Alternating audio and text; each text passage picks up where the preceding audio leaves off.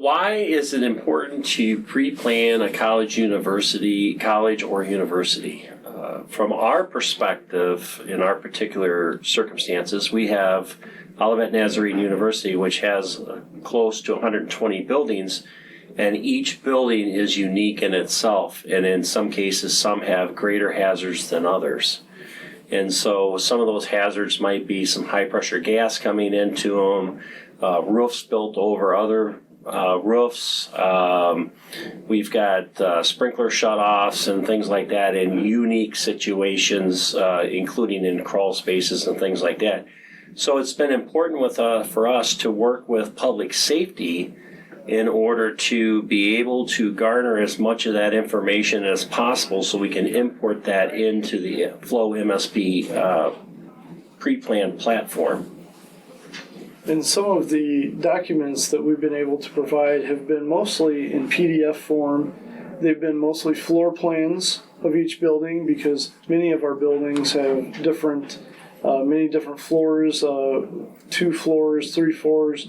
Some have 4 floors. So we've been able to provide those to the Bourbonnais Fire Department so that they can load those into their system and have them and be looking at the floor plans on the way to a call in order to kind of know what they're getting into before they get onto campus. So we can all work together to more quickly solve or resolve the issues.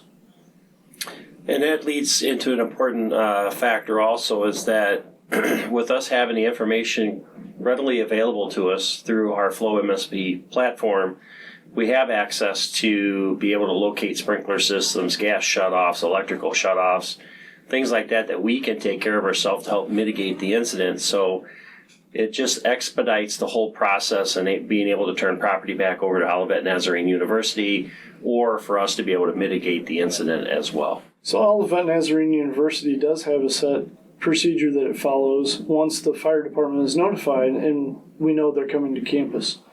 We want to make sure that we have any necessary gates open and that we go into the building where the alarm has been activated and that we make sure that we know where that activation is coming from.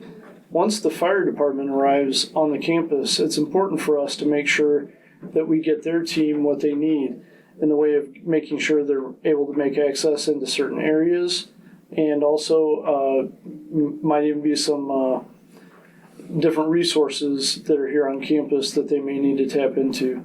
And once they are here, we become an auxiliary or a support department to them, and they become the command. So, much like Darren said, once we arrive on the scene, the fire department will take the organizational operation of the incident, and we will investigate or mitigate the incident to its fullest. And by that I mean, if it's a fire alarm going off, our guys still enter the building, the incident commander sits outside in the command buggy, utilizing the FlowMSP platform to monitor the traffic that's taking place, whether it's a smoke detector activated on the second floor or something like that.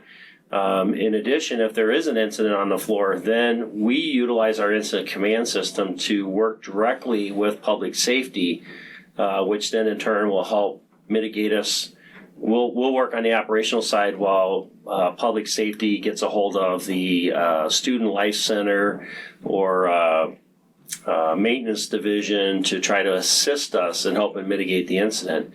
And once that's done, then we'll make an overall plan, and that's where Darren and his public safety officers may have to get higher-ups involved in the university involved in the process of either relocating kids or something like that, and I'll let Darren explain that. Yeah, so once we've established, as Chief was saying, what needs to be done if there is damage to a dorm or a particular area and people do need to be moved, we reach out to our student life and residential staff, and they make sure that they make those provisions. And then from there, we make sure that our buildings and grounds team knows so they can tap into their resources and make sure that they properly repair and are able to properly repair the particular area so we can have regular operations go on as soon as possible. But all the time, we would make sure that we worked with the fire department so that we're informed and they're informed, and we're all moving forward together. Through a unified command process.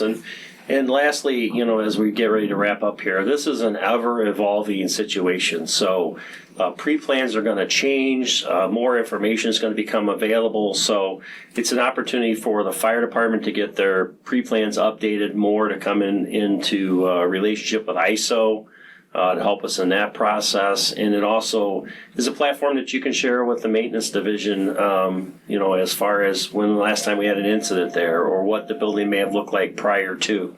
So it's a great opportunity for us to integrate both agencies in making this program work. It's also an opportunity for us to make sure that our emergency management team on campus is involved and has the opportunity to improve their plans around emergencies such as these.